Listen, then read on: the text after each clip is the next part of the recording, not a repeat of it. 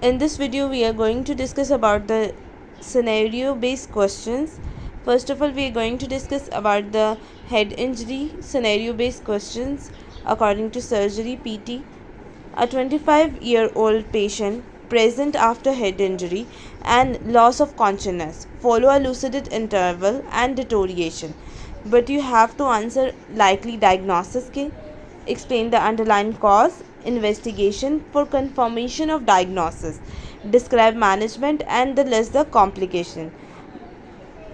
ये question 10 marks का भी आ सकता है और 5 नंबर का भी आ सकता है. अगर हम इसकी बात करें तो हमारे पास सबसे पहले मोस्ट लाइकली डायग्नोसिस क्या होता है, तो एक लाइन में लिखेंगे ये क्या हो रहा है, एपिड्यूरल हेमोटोमा हो रहा है. Epidural haematoma, extradural haematoma, it is a collection of a blood between skull and dura matter.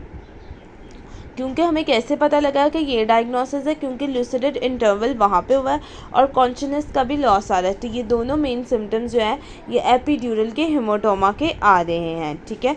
Then उसके बाद लाइकली अंडरलाइन कॉज क्या हो सकता है. मोस्ट कॉमनली कॉज ये हो सकता है कि कोई ट्रोमेटिक इम्पैक्ट आया टेम्पोरल बोन की फ्रैक्चर की वजह से, जिसकी वजह से जो मिडल मेंजनीज आर्टरी थी वो क्या हुई, टीयर हो गई. तो वहाँ पे ब्लड कलेक्ट होगा, कहाँ पे होगा, स्कल और ड्यूरा मैटर में. तो जहाँ वहाँ पे ब्लड कलेक्ट होगा तो वहाँ पे हेमोटोमा फॉर्मेशन होगी, जिसकी वजह से आईसीपी प्रेशर बढ़ जाएगा और ब्रेन के अंदर जितने भी दूसरे स्ट्रक्चर है वो कंप्रेस होने लग जाएंगे, जिसकी वजह से न्यूरोलॉजिकल डिटोरिएशन आएगा. तो उसने यही पूछा है हमारे पास कि हमारे पास आ रहा है न्यूरोलॉजिकल डिटोरिएशन का क्वेश्चन. ठीक है. देन उसके बाद उसने पूछा कि इन्वेस्टिगेशन क्या होगा. सबसे पहले इन्वेस्टिगेशन हमारे पास आती है कि गोल्ड स्टैंडर्ड हम सिटी स्कैन करवाएंगे नॉन कॉन्ट्रास्ट फॉर्म में. अगर वहाँ पे हमें नहीं नज़र आता, कुछ भी क्लियर नहीं होता सिटी स्कैन में, then we go for a MRI. Then also we go for a skull x-ray करवाते हैं, जिसमें टेम्पोरल बोन का फ्रैक्चर का हमें पता लग जाता है. दूसरा हम इन्वेस्टिगेशन ये भी कहते हैं कि न्यूरोलॉजिकल एग्जामिनेशन करते हैं ग्लासकोमा स्केल की. अब दूसरा हमारे पास क्या आता है कि आप सेकेंडरी टेस्ट में लिख सकते हैं कि ब्लड वर्क करवा लें या हमारे पास कोगुलेशन करवा लें, प्लेटलेट्स काउंट करवा लें. ठीक है. हम ताकि ब्लीडिंग का रिस्क का पता लग जाए, एंटी कोगुलेशन देना है, क्लॉटिंग डिसऑर्डर को हमने ठीक करना है, तो हम ये सारी चीज़ें जो है वो करवा लें. देन उसके बाद मैनेजमेंट आती है.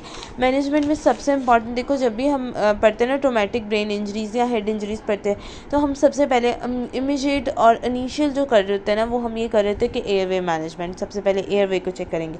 इसको चेक करने के 3 तरीके होते हैं. ABC को चेक करना, एयरवे क्या है, ब्रीथिंग कैसी है, सर्कुलेशन कैसी है. अगर हमें लग रहा है कि इंट्यूबेशन की ज़रूरत है, सर्वाइकल कॉलर की ज़रूरत है, तो हम वो दे रहे होते हैं. देन उसके बाद हमारे पास आ जाता है सर्जिकल इंटरवेंशन आ रही होती है. सर्जिकल इंटरवेंशन में हम क्या करवा रहे होते हैं कि यहाँ पे अब क्योंकि सर्जरी से रिलेटेड है तो हमने सर्जिकली बताना है. इसमें क्रेनोटमी करवा रहे होते हैं. क्रेनोटमी क्या होता है कि हम क्या कर रहे होते हैं, इवेक्यूएट कर रहे होते हैं, जो क्लॉट हुआ हुआ है ना उसे इवेक्यूएट और लाइगेट कर रहे होते हैं. ठीक है. अगर हमारे पास क्रेनोटमी इज़ अ बिग प्रोसीजर, तो अगर वो अवेलेबल नहीं है तो बर्र होल करवा रहे होते हैं. बर्र होल जो होती है ये एमरजेंसी डिकम्पोजिशन होती है, क्रेनोटमी की जगह परफॉर्म की जाती है. फिर मेडिकल मैनेजमेंट आ रही होती है. इसमें आईसीपी को लो करने के लिए कोई भी हम ना हाइपर ऑस्मोलर थेरेपी दे रहे थे. क्या हाइपर ऑस्मोलर थेरेपीज़ जो होती हैं वो दे रहे होते हैं. ठीक है. तो ये आप बता सकते हैं. इमीडिएट स्टेबलाइजेशन भी मैंने नोट में ऐड किया, क्रेनोटमी किया जिसमें क्लॉट को लाइगेट ब्लर होल की और मेडिकल मैनेजमेंट मैंने इसमें नहीं लिखी, लेकिन आपने ये लिख देनी है कि हम जो है वो लो कर रहे होते हैं, आईसीपी प्रेशर या हाइपर ऑस्मोलर थेरेपी दे रहे होते हैं.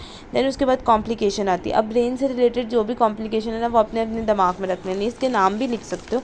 ये डिपेंड करता है नंबर की बेस पे कि कितने नंबर का आता है. अगर ब्रेन हर्निएशन है तो वो आप नाम लिख दे, क्योंकि वहाँ पे स्कीमिया हुआ. ठीक है. वहाँ पे जब स्कीमिया हुआ तो वहाँ पे क्या हुआ कि जो है वो हर्निएशन हो गया, मतलब अनयूकल हर्निएशन प्रोड्यूस हो गई. उसने ब्रेन स्टेम को कंप्रेस किया, रेस्पिरेटरी अरेस्ट की तरफ लेके गई. देन सीजर्स आ रहे होते हैं, इरिटेशन आ रही होती है.